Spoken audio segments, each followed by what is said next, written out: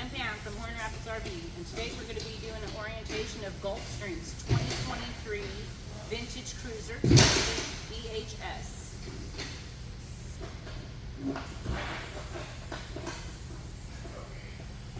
So here we have a nice big pass-through compartment.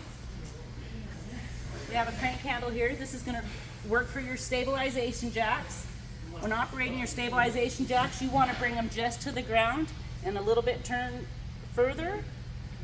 These are just to stabilize your trailer, not to level it. We have a light here that has two lines on the light. Line 1 is going to be on and line 2 is going to be motion activated. It is prepped for solar, so we have solar on the side. If you wanted to add a portable solar panel, you'd be able to do so and connect it in here. Since it is already pre-wired for solar, you could add it to the top as well. Here we have your electric tongue jack. It works just by pressing the button. You have a nice light here.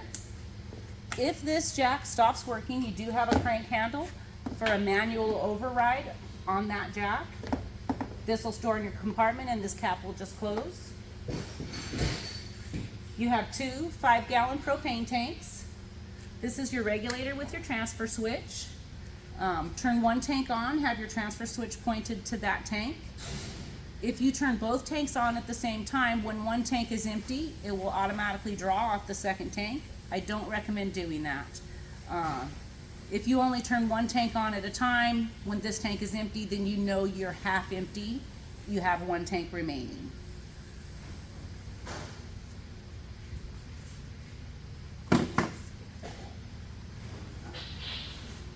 Again, the nice big pass-through, light there.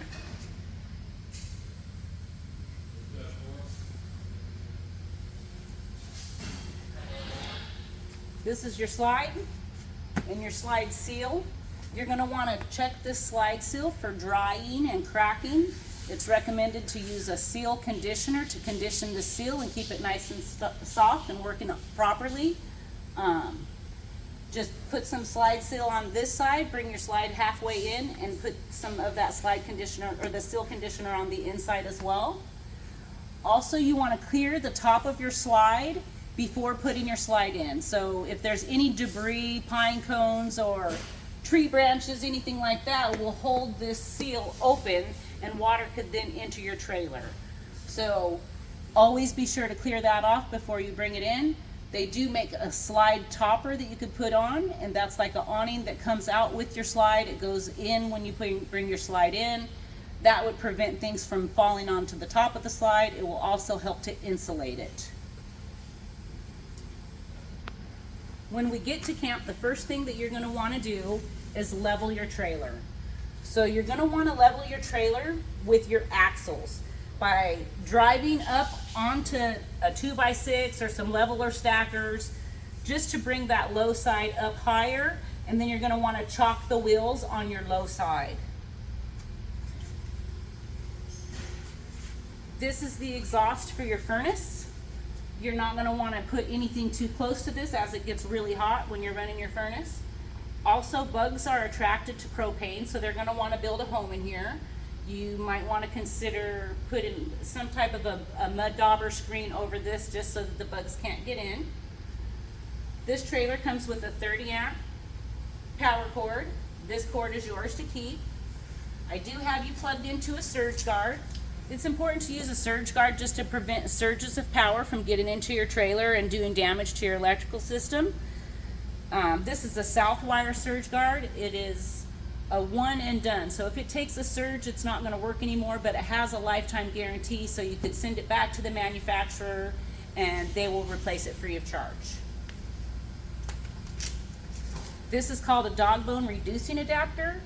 You could use this to plug into your 110 service at home to charge your batteries, plug it in 24 to 48 hours before your camping trip to get your fridge cold, pack up your trailer, things like that. You just want to be sure to not run your air conditioner or your microwave when you're using a reducing adapter, or you risk doing electrical damage. are going to need a sewer hose. Here's your sewer cap. This is called a sidewinder. Most parks are going to require you to use some type of a slunky or a sidewinder to hold your hose and keep it up off the ground. Things like this also help to drain your tank easier. It has a nice angle. It takes it right from your tank down into the hole in the ground to drain it. When draining your tanks, you're going to want to drain your black tank first, and then your gray tank, so that your gray tank water rinses your sewer hose clean. Then you can store your sewer hose in your bumper. Do we have a black tank flush? You also have a black tank flush right here. When using your black tank flush, you'll connect the hose, have your sewer hose connected, and your black valve open. Turn on the water, and there's going to be little jets that spray off your sensors and the inside of your tank to help rinse it clean. Just remember to have that sewer hose connected and the black valve open. If you leave that closed and you forget about it, it is vented on your roof and you will get a poop shower. Right here we have a satellite or cable connection, so if you're at a park and you want to use their cable, you would connect that here. If you install your own satellite dish like Dish Network or satellite internet like Starlink, you would connect that to here. You have a nice outside spray port. This is a cold water spray port only, quick connect. Below that we have your city water connection. It's important when you're connecting to the city water to use a water pressure regulator. The plumbing in these are rated for 60 to 80 psi. This is going to keep you at about 50 psi. You always want to use a water pressure regulator so that you don't blow your plumbing apart.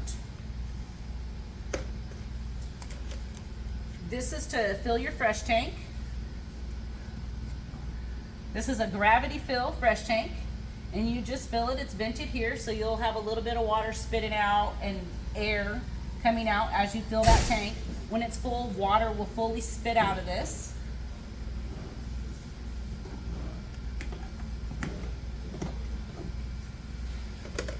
Right here we have your water heater. This is a 6-gallon water heater. There's a cap right here. This is an 1 1/16 cap. To drain your water heater, you would lift your pressure release valve to make sure that there's no pressure in the tank, and then you take that cap off to drain your tank. When setting up, if you're hooked to city water, your hot water tank will automatically fill. If you're coming off of your fresh tank, you'll have to turn on your water pump and open your hot water valve inside to fill this tank. And when you do that, you're going to hear air and spits of water coming out of that faucet until this is full. Once this is full, you'll get a steady stream of water, and that will be your indicator that the tank is full.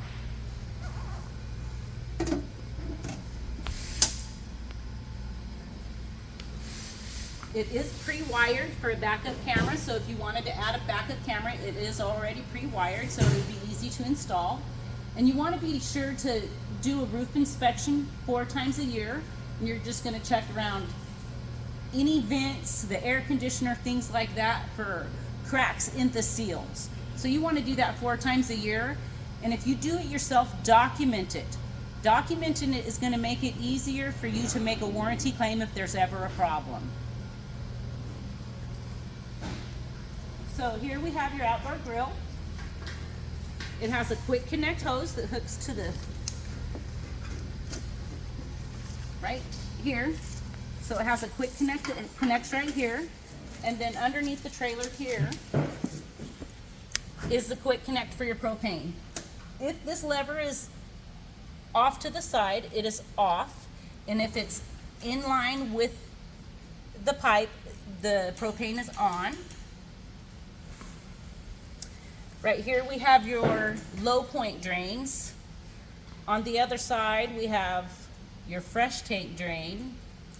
So these are your low point drains. When you want to drain all the water from your system, you'll take these caps off, water will start draining out. You're going to want to open your faucets inside so that it will let the air displace the water and fully drain.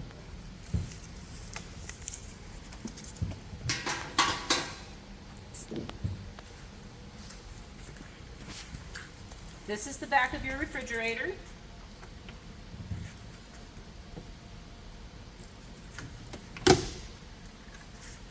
There's not a lot that you're going to need to do in here. It plugs in right here. If you ever did need to unplug it, it plugs in here. You just want to check it to make sure that there's not wasp nests or bugs living in here. Maybe a couple of times a year, take an air compressor and blow the dust out.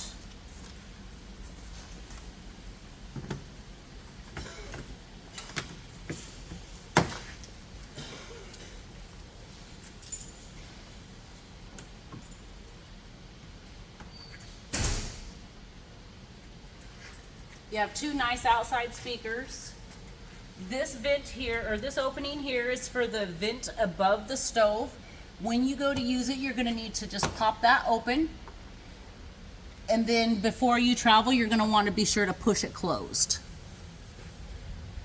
You have a mounting bracket for a TV outside. 110 outlet to plug in that TV that's GFI protected inside. And this coax, if you hook to cable or satellite on the other side, it will work here. So let's go inside.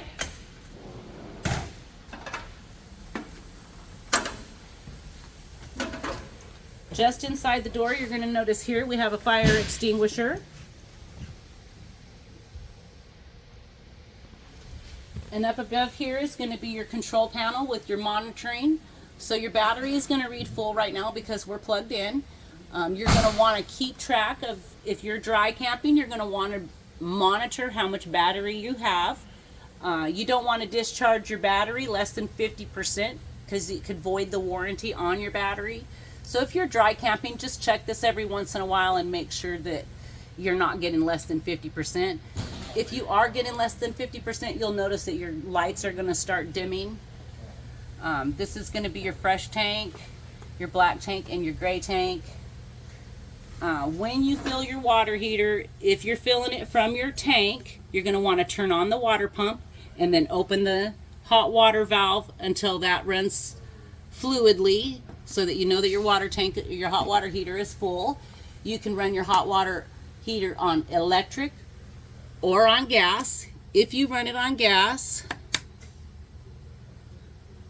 you'll hear it clicking until it lights, and then sometimes you can hear it kick on and be running. So if you're plugged into shore power, I just recommend keeping it on electric the entire time. If you're dry camping, you're going to want to run it on the gas. If you want it to heat up quickly, you can turn on both of them at the same time. You have all of your lights here.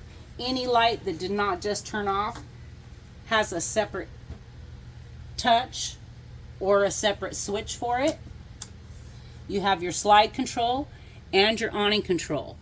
When bringing your awning, when retracting your awning in, the little flap that's hanging down, you want to make sure that that flap comes towards you when you're bringing it in. Because if you hold down your extend button, it will overextend and roll up the wrong way. We don't want that to happen. So just always be sure that that flap comes towards you when you're bringing in your awning. Here we have your LP and CO2 detector. If this thing alarms, it's going to be really loud. Go out, leave your door open, turn off your propane. When the air is clear to breathe, the alarm will automatically turn off. If you're dry camping and this just gives you a few little chirps, that means that your coach batteries are dying and you're going to need to recharge them. We also have a smoke detector here, and your emergency exit is here. So you could use this window just for air, just by connecting it right there, and then you have a nice airflow. If you need it as an emergency window, grab the handle, pull that screen out. That window will push right out and allow enough space for you to get out. You have two nice lights here, some reading lights. Then you have your bed just folds up like this.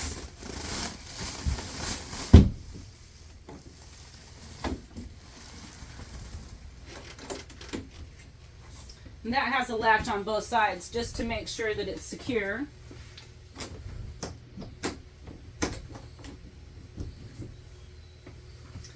So under your couch, this front board is magnetized at the bottom and then lifts off so that you can access your spare tire. This just rests back on there and magnetizes at the bottom.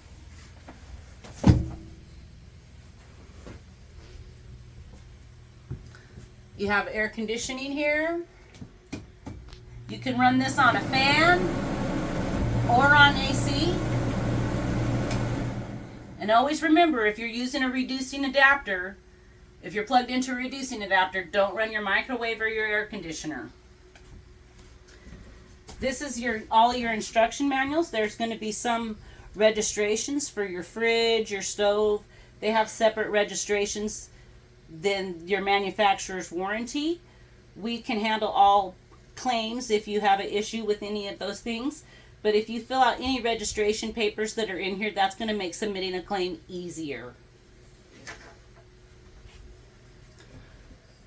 Here we have where you're going to connect in for your TV. If I can get up here. There's a little button right here. If that light is on, your TV will work off of antenna. If you press this button and turn the light off, your TV will work off of the cable or satellite that you're connected to outside. It is pre-wired for Wi-Fi, so if you were interested in adding a router and getting Wi-Fi, you could do that here. It has the mounting bracket for a TV. Right here is your furnace control. To turn that on, you have to click this little lever here at the top to turn it on, and then you can adjust the temperature with the dial on the bottom.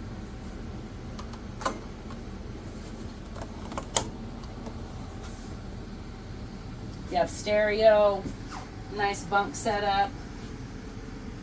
Here we have your stove.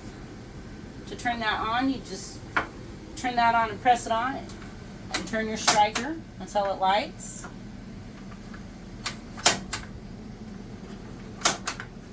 All those burners work. It's important to remember that you don't want to put the glass down on your stove until you can touch this with your hand. And also be sure to don't try to cook through the glass. You have a nice light here that lights this up, and it also turns on your oven light.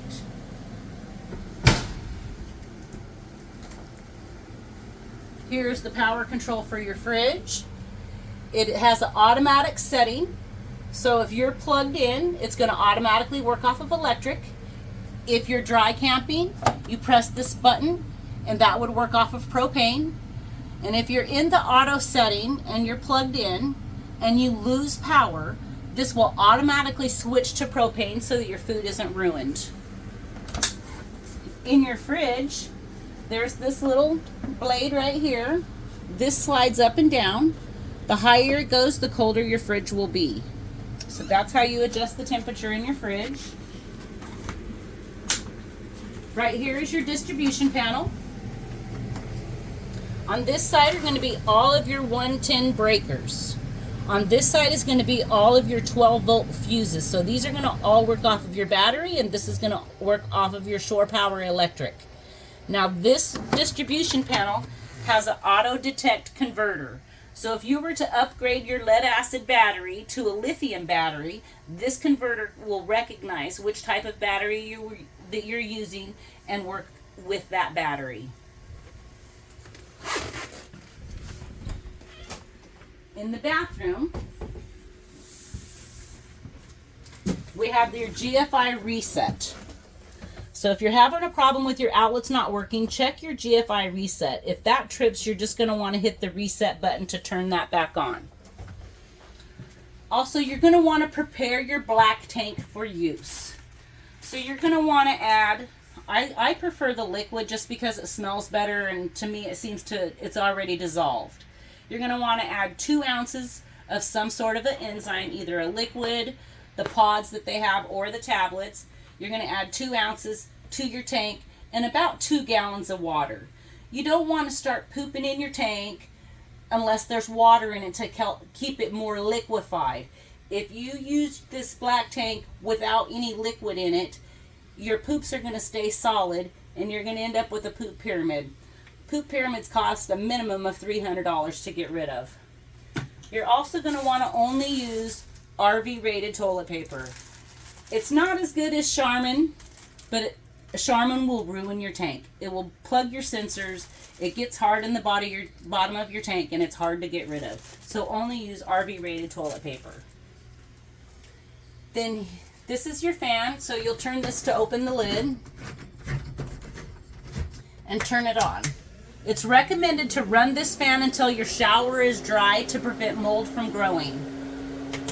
Also, if you notice that there's a lot of moisture building up and it's feeling real humid in here, you can run this fan to help suck that moisture out.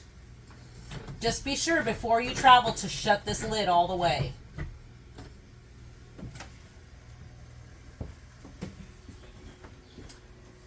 And I think that we went over everything today. Remember, at Horn Rapids RV, your family adventure starts here.